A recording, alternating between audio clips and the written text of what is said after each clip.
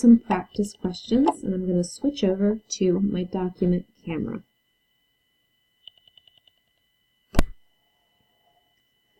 Okay, so I've got my document camera, and I've got the same paper that you've got, and we're going to be looking at these concept questions. I'll draw some pictures as I can to help it make a little bit more sense. So question 1 says you pick up and carry a heavy box down the hall. So here you are, and there's a box on the floor. The first thing you have to do is pick it up. Then you have the box in your hand, and now you're going to walk down the hall. The applied force was the lift.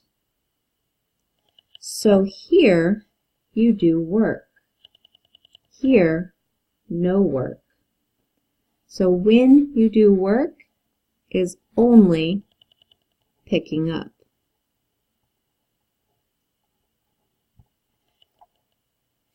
On question 2, it says two people are the same mass, which means they're the same size.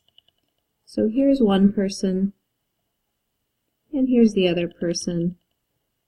And let's say that they both weigh 70 kilograms. Both of these people are going to go up the stairs. The first person makes that climb in 25 seconds. The next person takes 35 seconds. The question is, who does more work? Is it person A, who went faster, or person B, who went slower? So two people, same mass, same stairs. Who does more work? Well, what we need to know is the equation for work. Work is force times distance. The force is related to their mass. It's how much weight they carried up the stairs. The distance is the height of the stairs. That's it. So, they both have the same mass. They both went the same distance. Who does more work? It's the same. In number 3, a car and a semi-truck both travel at the same velocity, which has more kinetic energy. So here's a car, and here is a semi-truck. The car has a mass. The semi-truck has a mass. So now, again, what we have to know is our equation. Kinetic energy is 1/2 mass times velocity squared. Since they have the same velocity, the only thing that changes is the mass, which means this semi-truck will have more kinetic energy. Bigger mass, more kinetic energy. The last question says, where does an object have the most potential energy? On the ground, 10 meters above the ground, 25 meters above the ground, or 100 meters above the ground. So let's put a ladder here, and we'll pretend that this ladder goes really, really high. In the first instance, we might have a rock sitting at 0 meters on the ground. Then we've got a rock sitting at 10 meters. Then 25, or all the way up to 100. what we need to know again is our equation. Potential energy is mass times gravity times height. Since the object doesn't change, the mass stays the same. Gravity is still on Earth. Gravity stays the same. So the only thing that's going to change is the height. So the biggest potential energy would come at the greatest height, at 100 meters. Okay? So now we're going to work out a few practice problems. We're going to use guess. I will be working out the odd problems and allowing you to do the even problems. So number 1 says a student applies a force of 32 newtons to push a laboratory cart down the hall for 18 meters. How much work does the student do? Okay, the question is work, but the first thing that I want to do is look at what I'm given here. So 32 newtons is a given, and 18 meters is a given. I should know, and these would be filled out on your paper, they're not on mine, but I can write them in really fast. I know that 32 newtons is a force, and I know that meters is a distance. These happen to be the same numbers or the same letters, that I use in my work equation. If I look for the key word, the question is, how much work? So, work equals force times distance. When we don't have any symbol between, it means multiply. So to substitute here, I'm going to say 32 newtons. I'm going to multiply that by 18 meters. I left my calculator at school, so I'll have to pull out my calculator on my phone.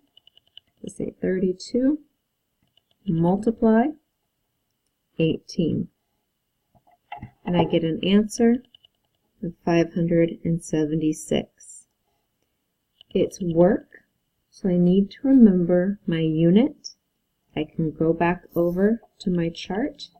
Yours would be filled out, and it would say joules. Again, I am going to let you now do number 2. Okay?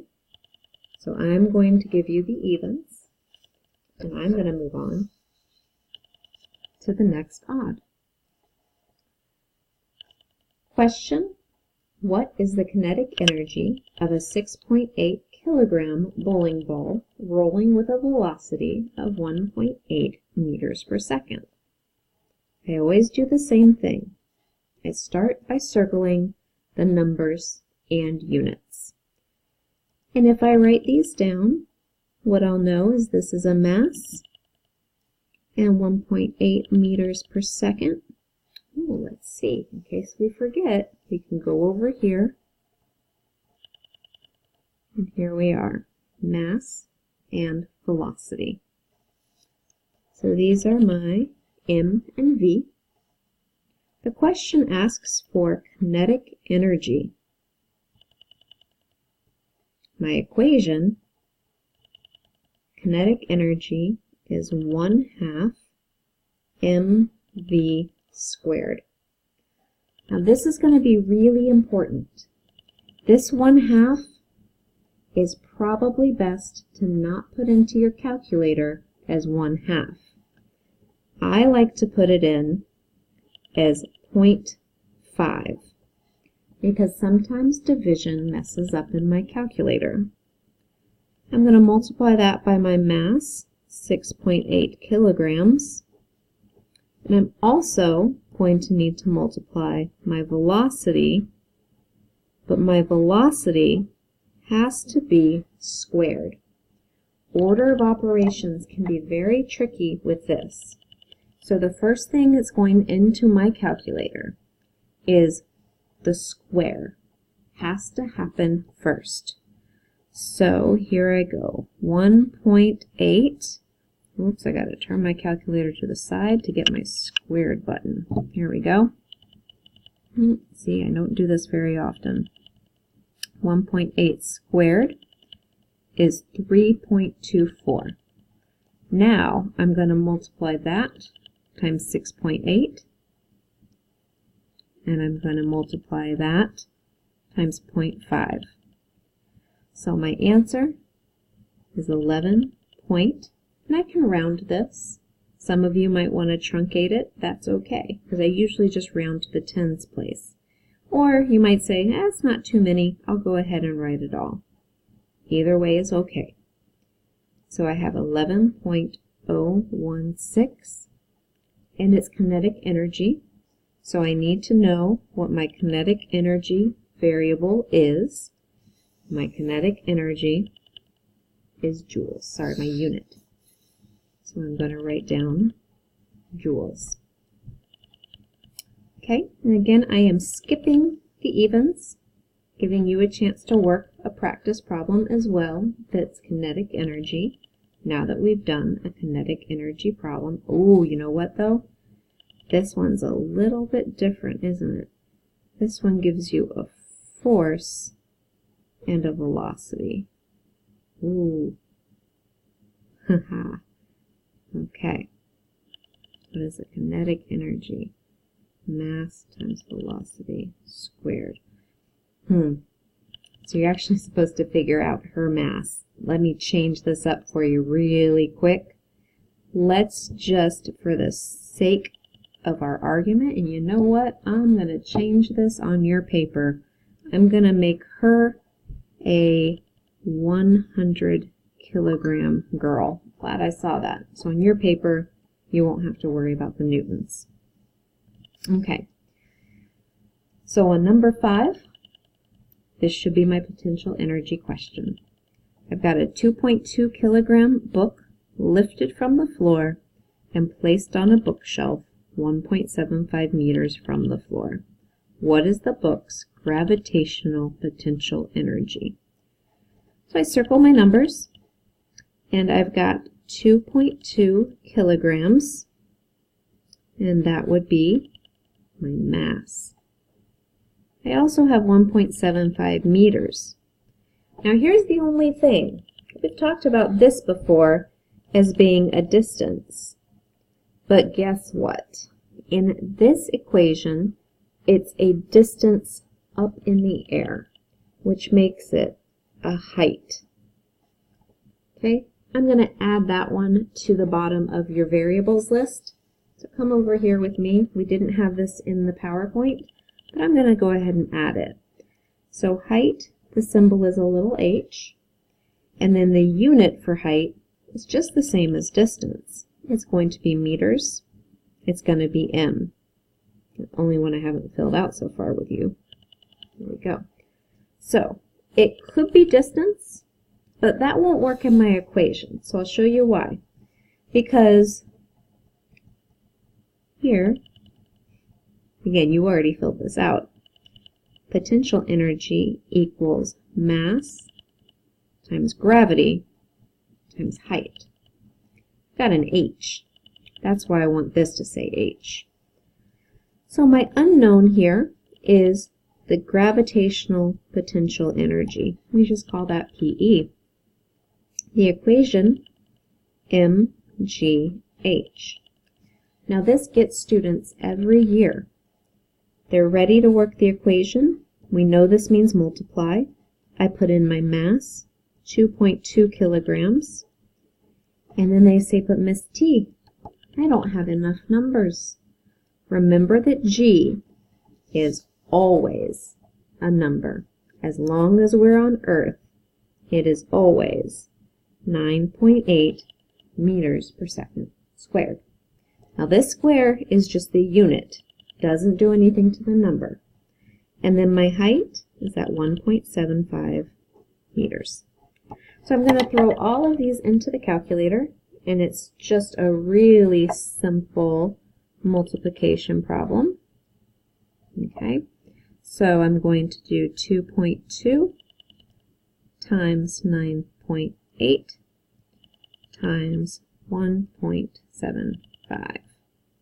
Multiply that all together, and I get 37.73. And because this is potential energy, and because potential energy is also energy, joules, there we go. And again, I'm going to give you guys the evens to see how you do. Okay? I hope that helps going slow, being able to listen,